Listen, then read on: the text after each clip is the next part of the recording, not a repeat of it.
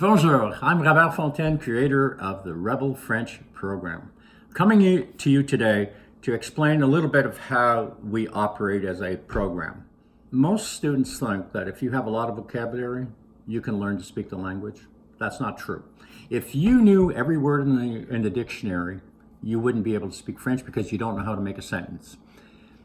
And our program is a little different. We don't learn words out of context. We put them into patterns that you will use. And understand something, a pattern only does one thing. For example, if someone says to you, "Are you going to the store?" You say, "Thank you, I ate last week."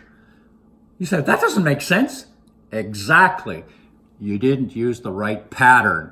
This is how we do the Rebel French program.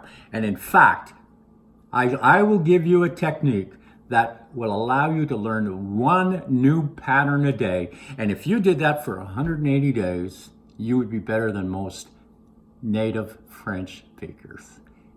If you want to learn how to do this, keep an eye out for videos that are coming up to get the answer to this. Looking forward to seeing you. Au revoir, à la prochaine.